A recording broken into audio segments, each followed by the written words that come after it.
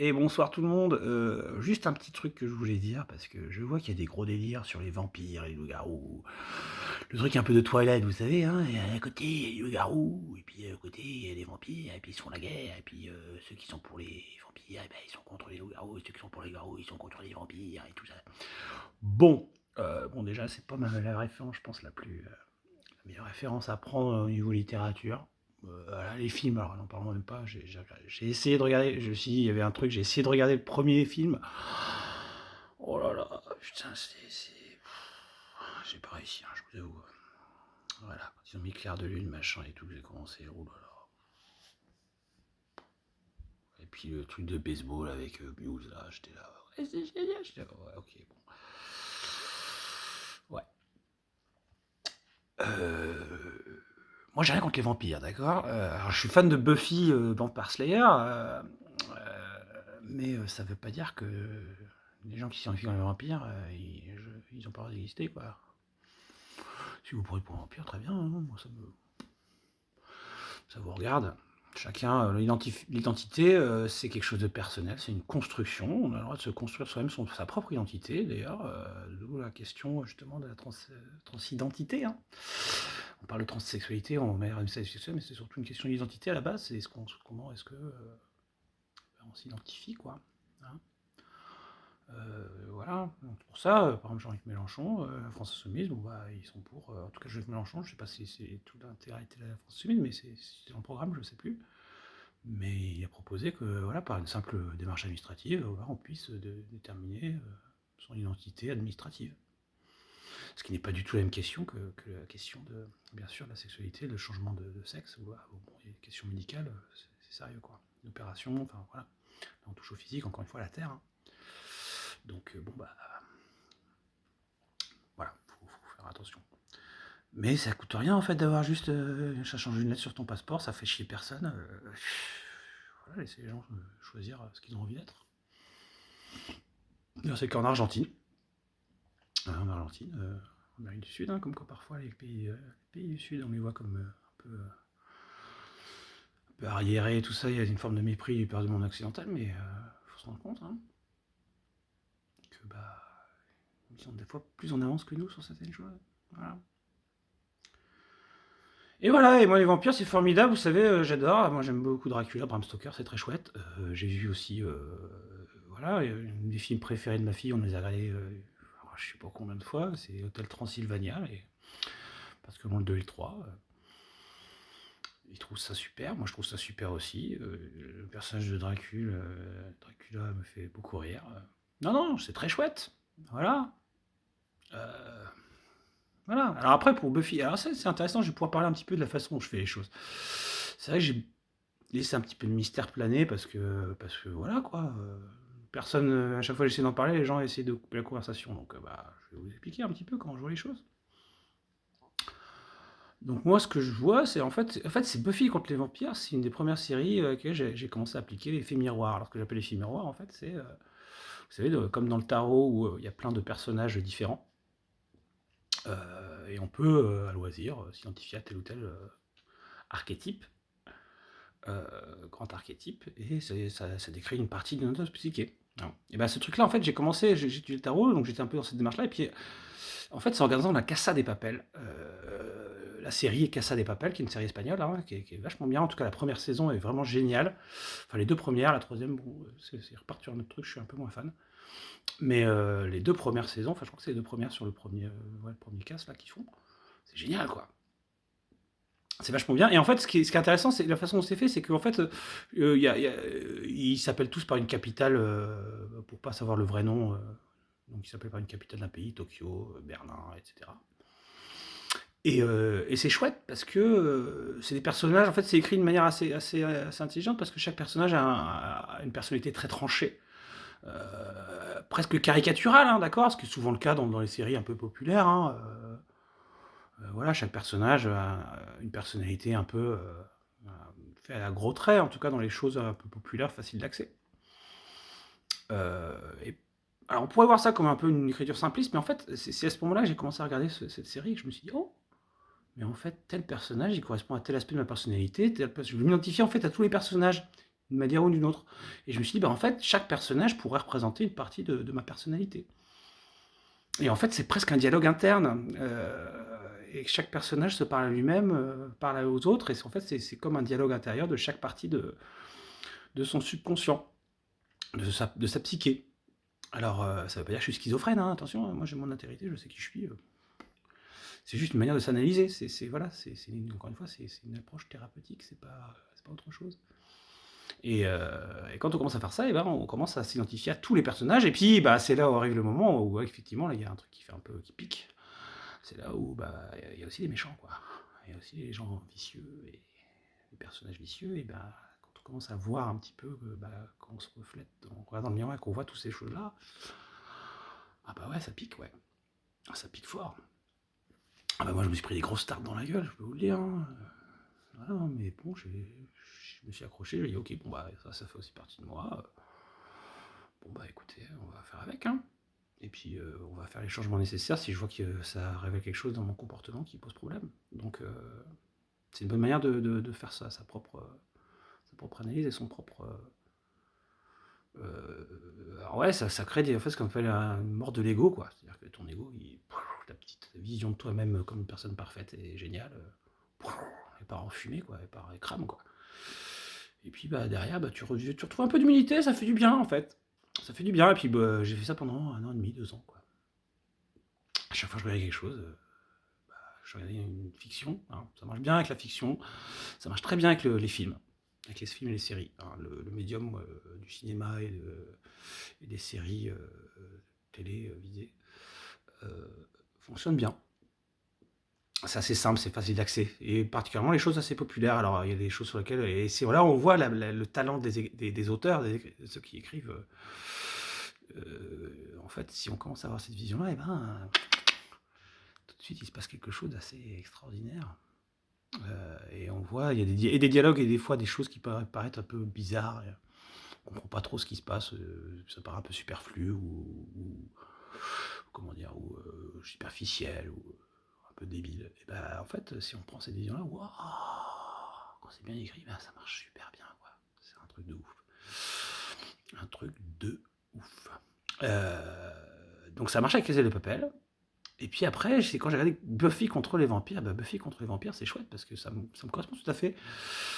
Il y a la fille super forte qui doit sauver le monde et qui doit toujours être forte et qui est un peu drôle, qui est un peu marrante, un peu sexy.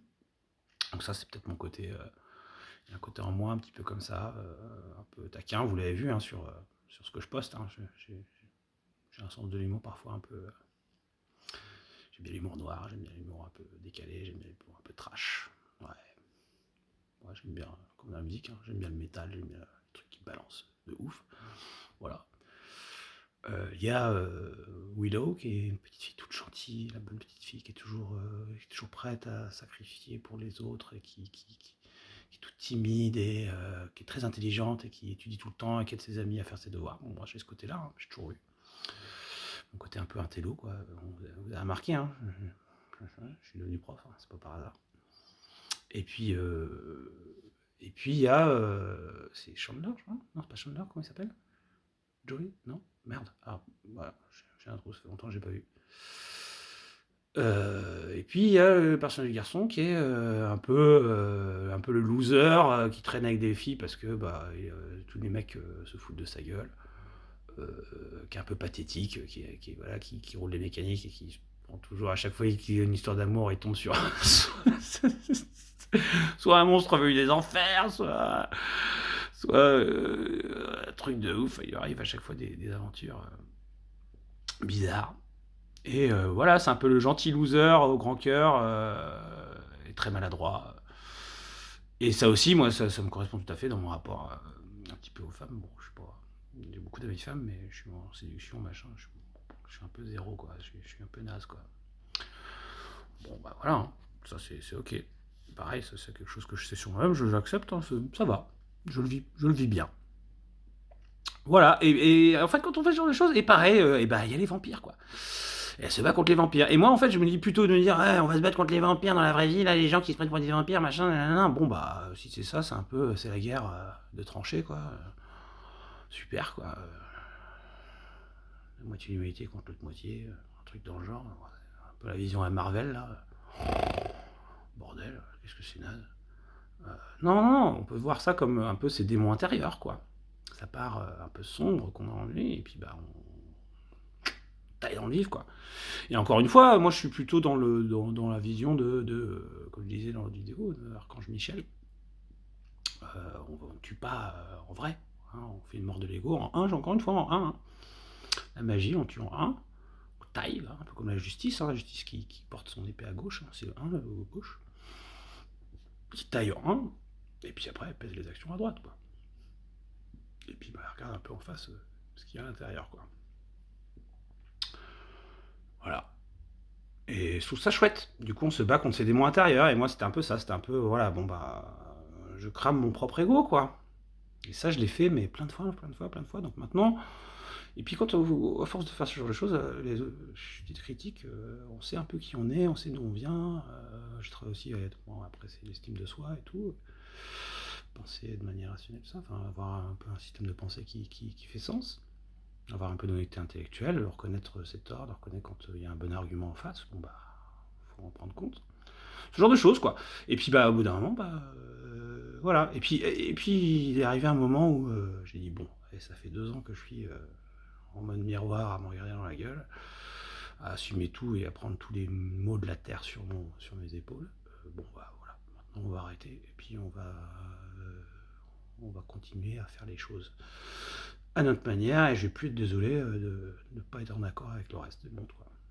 En tout cas avec ceux qui n'ont pas, qui partagent pas ce que je pense, quoi, ou qui refusent de m'écouter, et pourtant font des procès sans vouloir me laisser une chance de justifier ou d'expliciter un petit peu ce que je fais. Voilà. Donc ça pour dire que bah, les vampires c'est chouette, hein. Voilà, alors j'aime bien Blade, j'aime les trucs, bon. Après c'est pareil, il y a des. La fameuse chanson de Didier Super, il y en a des biens. J'aime bien cette chanson d'ailleurs. Ce qui est très drôle, c'est comme Didier Super, donc c'est plein d'ironie, de sarcasme. Mais voilà, je veux dire, partout, il y a des gens bien et des gens méchants, dans tous les coins, dans tous les gangs, dans toutes les familles, dans tous les... Et ça peut pas fonctionner, on peut pas dire, ouais, tel groupe de personnes, ça c'est raciste en fait. C'est le racisme, hein, c'est la catégorisation arbitraire, sans l'essentialisation, c'est-à-dire qu'on te ramène à une catégorie sociologique. Une catégorie sociologique, ça dit pas grand-chose sur les individus, ça dit surtout sur les groupes, ce qui permet de faire des politiques efficaces. Alors, donc, bah voilà, il y a des bons... Tu vois, je disais ça à un ami une fois, je disais, bah ce qui compte, c'est pas la marque de la voiture que tu conduis, ce qui compte, c'est le conducteur. Voilà, peu importe la marque de la voiture. C'est un petit peu le même principe, quoi. Donc voilà, hein, même, je sais pas, vous regardez les moines tibétains, les moines bouddhistes, pourtant c'est une religion qui prône l'amour, la paix, le zen, tout ça, tout ça. Bon bah il y a eu des massacres faits par des moines bouddhistes, quoi, dans l'histoire, hein. Voilà, et ça n'empêche pas qu'ils soient victimes d'injustice par rapport à la Chine, hein. Faut les défendre, mais encore une fois, c'est pas parce que t'es moine bouddhiste que t'es parfait ou t'es par essence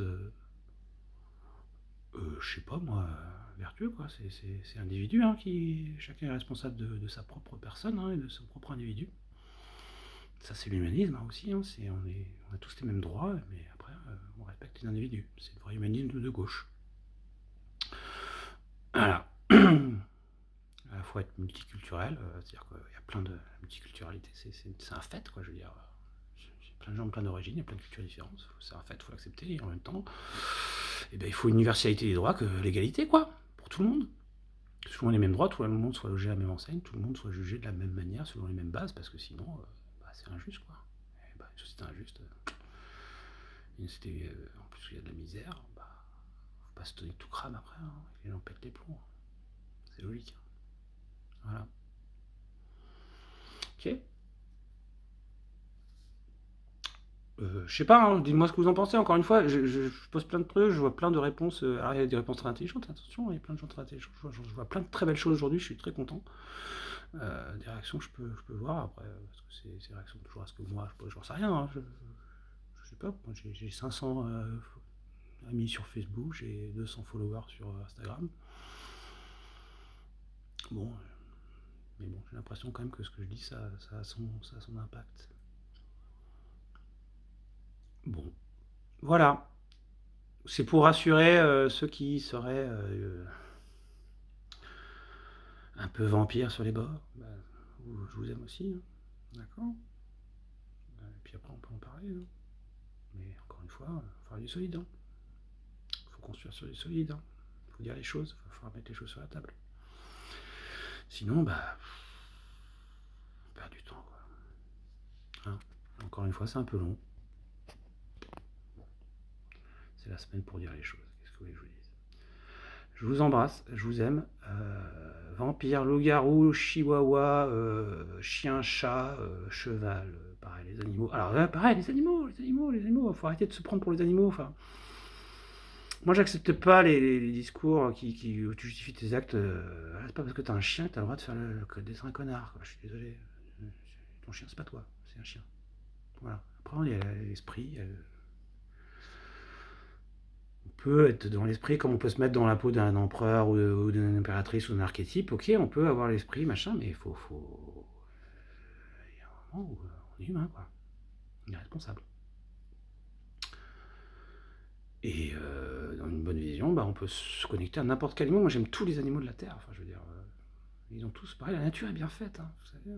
S'il y a des animaux, bah, ils sont là pour une raison. Donc, faut les respecter. Puis, bah, on peut voir être un peu serpent un jour, mais pareil, hein, en 1, toujours pareil, c'est le 1.